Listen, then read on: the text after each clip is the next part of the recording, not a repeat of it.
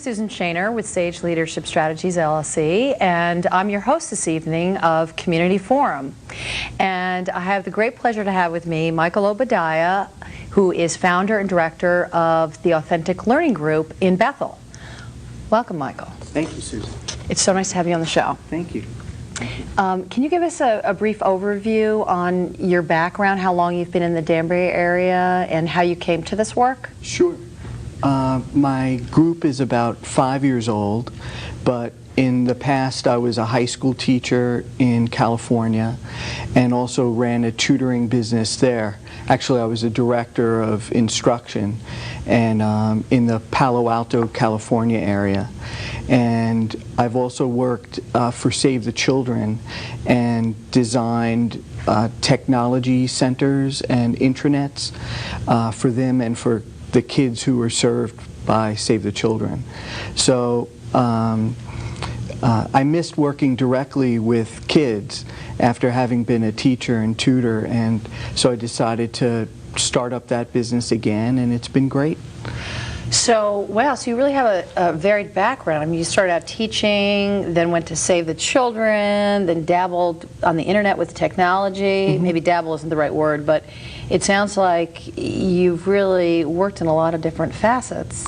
There's a consistent thread, though, and the thread is just loving being with kids, and I love being an educator, and I've been blessed to have great teachers, and it's like their energy, I've carried the ball that they've given me, and so I really enjoyed teaching, but when I was in California, the whole tech bubble happened, mm-hmm. and there was a lot of excitement about what could be done using technology.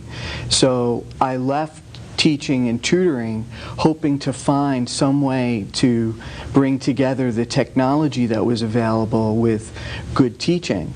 And I moved back to the East Coast and entered another graduate program and was working on exploring how mentoring and even tutoring can be done online.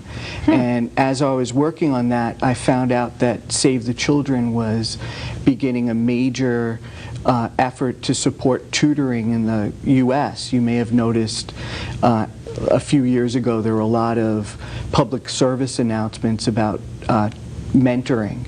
And it was during that time that I pitched the idea of trying to do online mentoring, and they said, well, we can't do that right now, but we might need you to do this intranet project for our kids in underserved communities in the U.S. So that's what I did. So now I'm back to having my own tutoring business, and I'm so excited about finally, beginning this process of augmenting what I'm doing in the live tutoring mm-hmm. with some online tutoring. Okay, so tell us exactly what the Authentic Learning Group does. I provide tutoring for school-age kids. Okay. We do test prep, a lot of SAT, some ICs or SSAT, which is for students who are looking to enter a private school. Okay. And I've also done GREs for graduate students. So that's test prep is maybe a third of the business. Okay. And then general tutoring and to help kids with study skills and get psyched about learning, what I call academic mentoring. Mm-hmm. That's about another third. And then another really interesting and important piece is academic enrichment. A lot of parents are. Every parent is trying to get the best education experience for their children, and some parents are attracted to the idea of going to a private school, mm-hmm. But there's another little niche, and that's for students who stay in the local school district, mm-hmm. but then enrich that experience with tutoring. And it's just great. It's almost like homeschooling for kids who already go to school. Interesting. So what is the difference between academic mentoring and tutoring? Tutoring I see as much more focused in its purpose. The purpose is the student is perhaps falling a bit behind in a particular class. So what we do is hone in on that particular class, and the goal is, get the grades up and then help the student see how he or she can perform well in that type of class without needing me. Yeah. Right? The goal... Because I always thought tutoring was remedial, and that's kind of what you're saying, is where they need extra help. Right. Okay. Yeah. But I see academic mentoring as something that goes a bit beyond that. Okay. To help the student learn how to learn. And get excited about learning, not just about what's being offered in school. And this is a really important part of what we do, because one big issue is that students associate learning with what's going on in school only. Yeah. And sometimes it's like, oh, got to do my homework. Right. Yeah. Right. And sometimes I suggest to them that that approach is like going to the cafeteria, the lunch cafeteria, as the sole source of food, right? But there are plenty of other things to pursue, and you're not limited to what is being offered at school. So if a student is interested in whatever, photography or Chinese history or rollerblading, any of those things can be a way to get excited about reading, get excited about learning how to learn, how to find resources, and become a little bit of an expert about that particular subject. Yeah, I was going to ask you, when you said I try to get students excited about learning, and especially if they're having difficulty in a subject, how do you do that? You're saying you help them find something that they're interested in and work with them from there, or? That's a big part of it. It's different, though, with each student. And the reason why I call my business Authentic Learning is because in order for there to be real motivation by the student, the learning has to be meaningful. The student needs to want to learn that. Yeah. And what I try to do with each student is listen to where they are, what they're interested in, whatever it may be. Just get off the subject of quizzes and homework and tests, because these poor kids are under the microscope so often. They're being evaluated and graded and scored. It can really take the joy out of learning. I'm finding, because I've got a couple of kids, and I'm finding that it seems like the school system is just teaching to the tests, and I feel like somewhere with all the pressure to get into college and all this stuff, that our whole educational system has lost the love of learning. I mean, what would you say to that? There's a danger when there's so much focus on assessments and metrics, of how to measure how well the class, the teacher, the school, all of them are doing. But I don't have such a pessimistic view. I really don't. I think there are a lot of great teachers out there, and they have a tremendous challenge to try to address what they're doing to each student in each classroom. And so you don't see over-assessment happening, is what you're saying?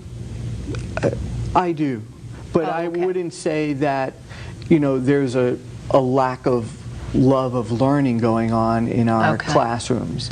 I think, so many teachers are in their classrooms because they love it. And even if a student finds not every teacher still has that burning love of teaching, I would say most students can find teachers here and there that can convey that. So, teachers are torn.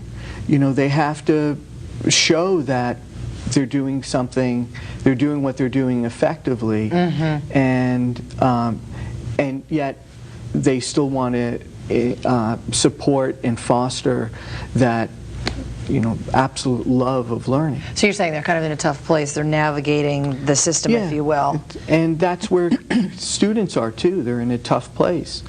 They have to care about their grades, but there's probably an even more important job when you're in school, and that is, how can I be a great learner? Yeah.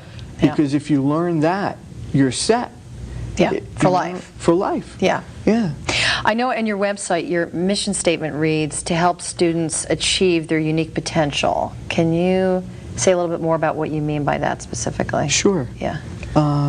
Well, we can apply the same standards of success for every student. So it's important for a student to know what she or he wants.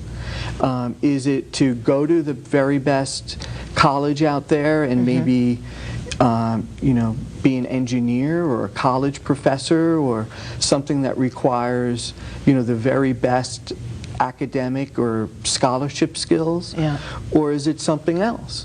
Yeah. And it's not too early when you're in middle school or high school to explore those possibilities. And so basically what I'm saying is that each student needs to learn how to do his or her best.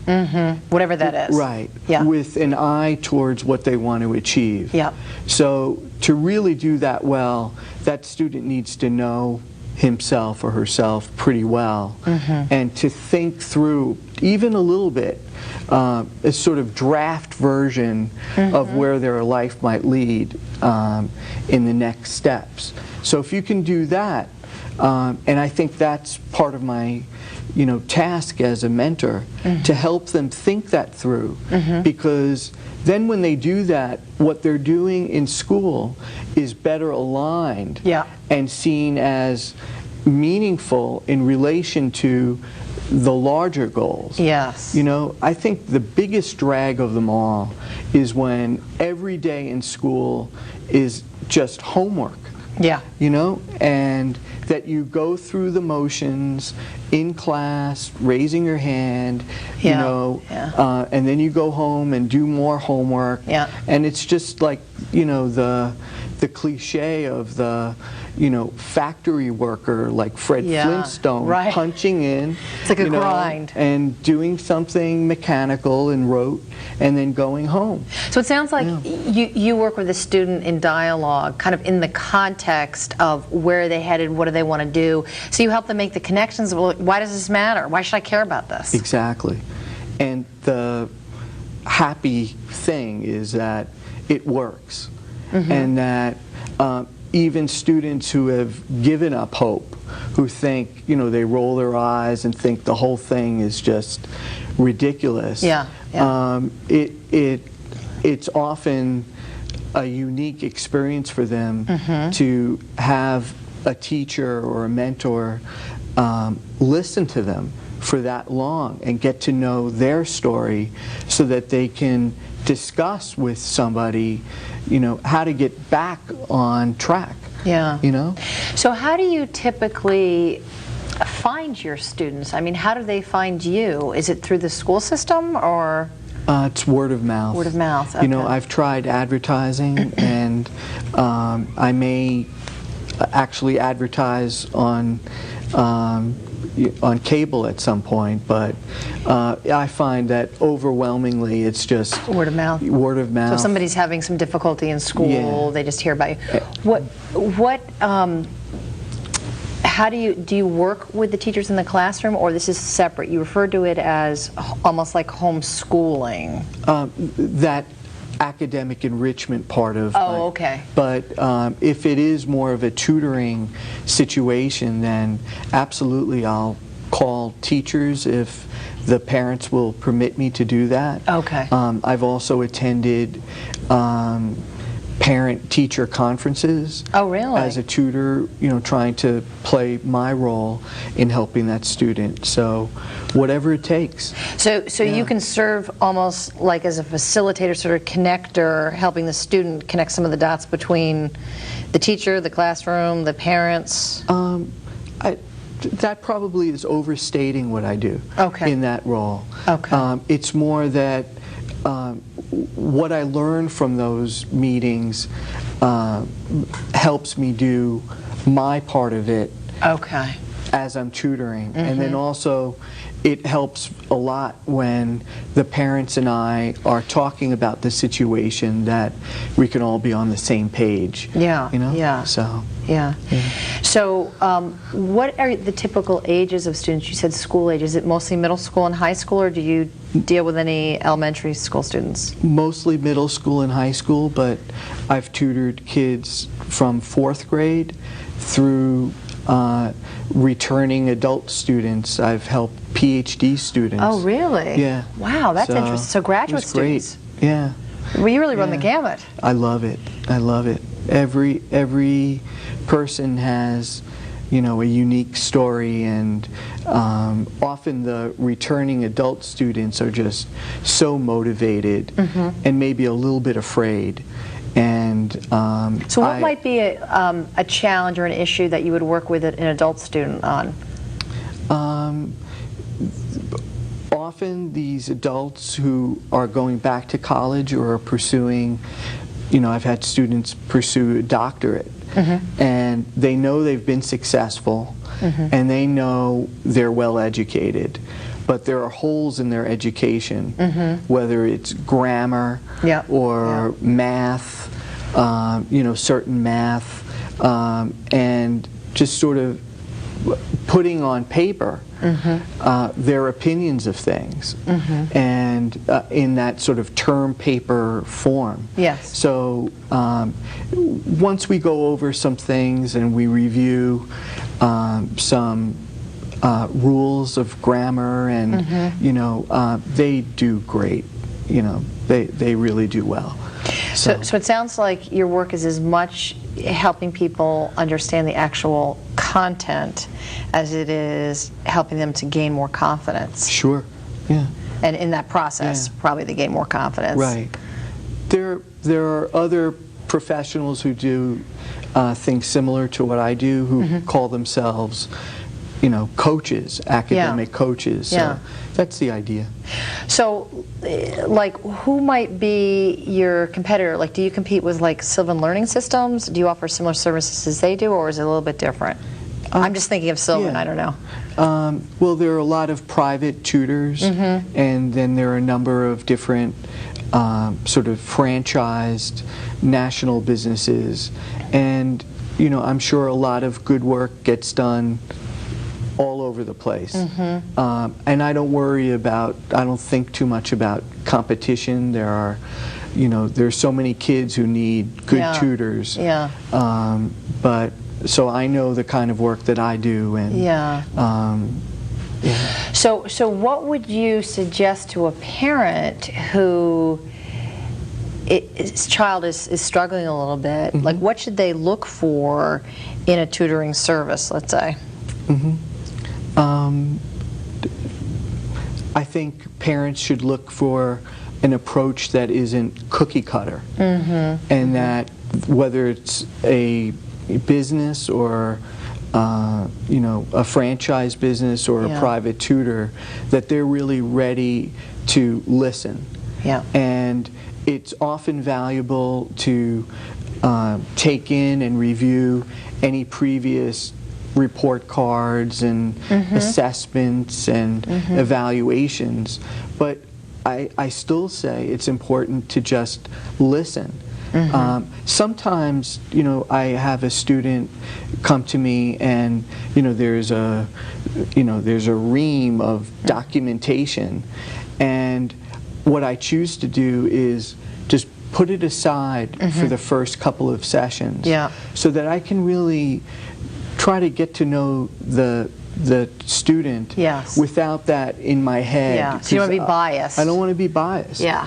And I find often that there's a, really energetic, curious, high potential learner there, and there may be other issues that make that more difficult, but I want that student to have, the best sense of his or her potential, Yeah. and So- not to work with all the labels sometimes. that can Yes. and parents don't want that either. Yeah.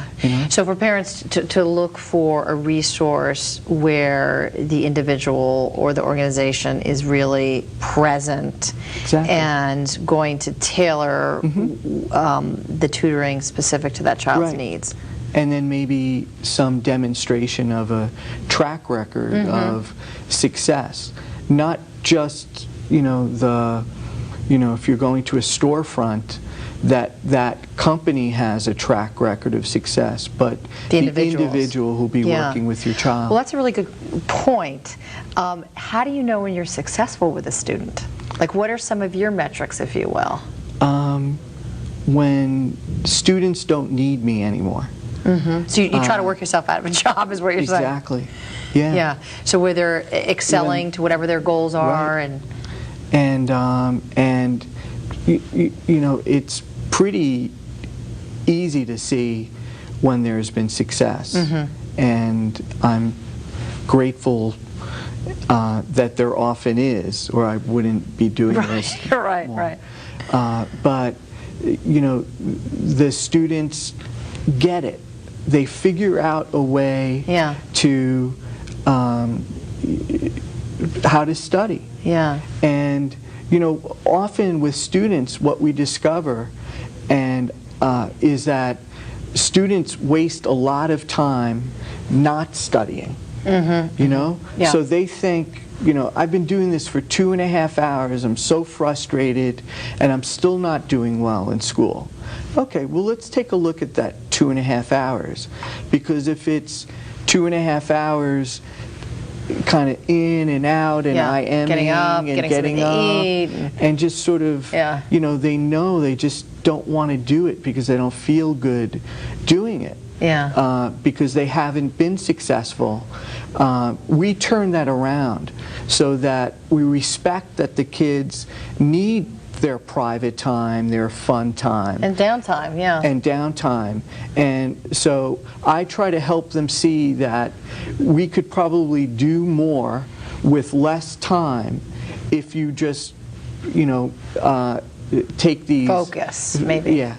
I don't know, I'm saying that, am I putting words in your mouth? But if they're getting off and distracted.